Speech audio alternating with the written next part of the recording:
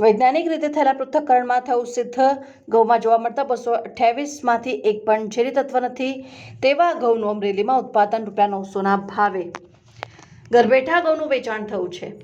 ખેડૂત શ્રી ઘનશ્યામભાઈ ત્રાપસિયાએ પ્રાકૃતિક કૃષિ પેદાશોની શુદ્ધતાને પ્રમાણિત કરતી એવી જીઓપીસીએ સંસ્થાનું સર્ટિફિકેટ મેળવ્યું છે। પ્રાકૃતિક કૃષિ માટે ગાયના પાલન અને પંચસ્તરીય પાક માટે સહાય।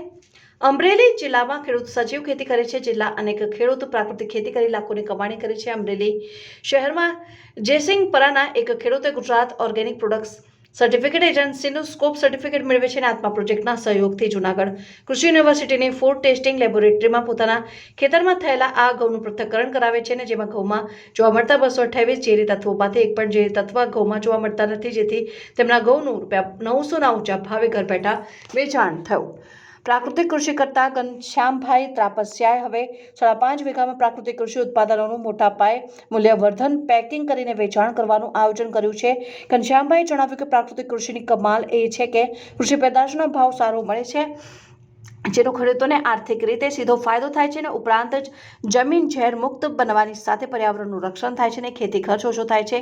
કેન્સર, ડાયાબિટીસ જેવા ગંભીર રોગોએ ભરડો લીધો છે, ત્યારે લોકો નિરોગી રહે તે માટે પ્રાકૃતિક ખેતી આવશ્યક અને અનિવાર્ય રહે તે માટે પ્રાકૃતિક ખેતી આવશ્યક અને અનિવાર્ય પણ બની રહે છે। મારી જમીન અને તેમાંથી મળતા ઉત્પાદનો ઝેર મુક્ત બન્યા છે તેનો આનંદ તેમણે વ્યક્ત કર્યો। ઘનશ્યામભાઈ ત્રાપસિયા વર્ષ 2018માં ગાંધીનગર ખાતે એક પ્રાકૃતિક કૃષિની શિબિરમાં સહભાગી બને છે। પોતાની જમીન ક્યારેક રાસાયણિક ખાતર કે દવા છંટકાવ ન કરવા માટે સંકલ્પબદ્ધ થયા હતા અને આજે તેઓ ફાર્મર માસ્ટર ટ્રેનર બનીને અનેક ખેડૂતોને પ્રાકૃતિક કૃષિ અપનાવવા માટે માર્ગદર્શન આપી રહ્યા છે અને તેમણે 5 ગામમાં પ્રાકૃતિક કૃષિના પ્રચાર પ્રસારની જવાબદારી સંભાળી છે અને પ્રાકૃતિક કૃષિ પેદાશોની શુદ્ધતાને પ્રમાણિત કરતી એવી જીઓપીસીએ સંસ્થાનું સર્ટિફિકેટ ઘનશ્યામભાઈએ મેળવ્યું છે, જે પ્રમાણપત્ર ભારે જહેમત બાદ મળે છે। એક ખાસ ટીમ ફાર્મની વિઝિટ અને નિયત માપદંડની ખરાઈ કર્યા બાદ આપે છે। આ પ્રકારના સર્ટિફિકેટ હોવાથી પ્રાકૃતિક પેદાશો પર લોકોનો ભરોસો વધે છે અને ઘનશ્યામભાઈ ઘઉં, ચણા, વિવિધ કઠોળ, મગફળીની પ્રાકૃતિક ખેતી કરે છે। આ વર્ષે ખરીફ પાકમાં કપાસનું વાવેતર કર્યું છે અને પ્રાકૃતિક ખેતીના હિમાયતી ઘનશ્યામભાઈ જણાવે છે કે ગુજરાત રાજ્ય સરકાર અને રાજ્યપાલ આચાર્ય દેવવ્રતજી પ્રાકૃતિક કૃષિના વ્યાપને વધારવા માટે આ અભિયાનને પ્રાથમિકતા આપે છે અને સાથે પ્રાકૃતિક કૃષિ માટેના ગાયના પાલન, પંચસ્તરીય પાક માટે રાજ્ય સરકાર દ્વારા સહાય આપવામાં આવી રહી છે, જેથી પ્રાકૃતિક ખેતીની મૂલ્યને વેગ મળે છે। મારું નામ ઘનશ્યામભાઈ પોપટભાઈ ત્રાપસિયા।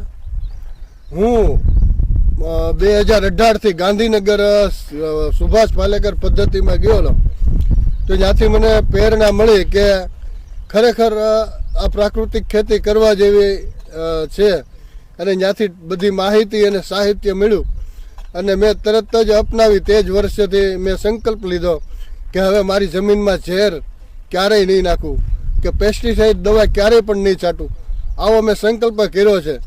તો ત્યારથી તે આજ સુધી મેં ક્યારેય દવા કે ખાતર નાખ્યું જ નથી અને ખરેખર પ્રાકૃતિક ખેતી કરવામાં ઘણા ફાયદાઓ છે।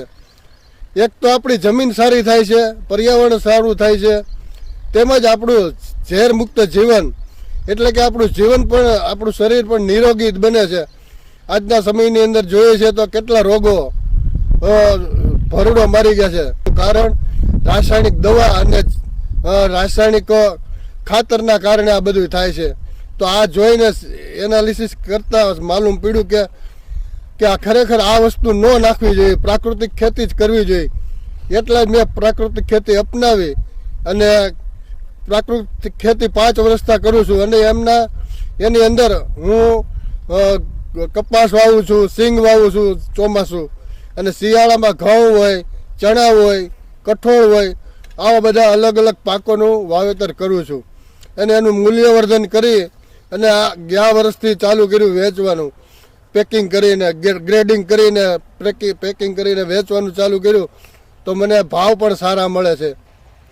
તો ખરેખર રાસાયણિક કરતાં પ્રાકૃતિકમાં ખર્ચો ઓછો લાગે છે, મહેનત પણ ઓછી થાય છે અને એના અવેજીમાં આપણને બધી રીતે ફાયદો થાય છે। એના કારણે પ્રાકૃતિક ખેતી કરવી ખૂબ સારી છે। એના બારામાં મને એક ગોપકાનું સર્ટિફિકેટ મળ્યું છે અને ગયા વર્ષે મેં ટેસ્ટ રિપોર્ટ કરાવ્યો ઘઉંનો તો મારે 228 પ્રકારના જે ઘઉંની અંદર ઝેર આવે તે હાવ ઝેર મુક્ત થઈ ગયું મારું ખેતર અને મારા ઘઉં પણ ઝેર મુક્ત આવ્યા છે, એટલે એની ડિમાન્ડ બહુ સારી મળી છે।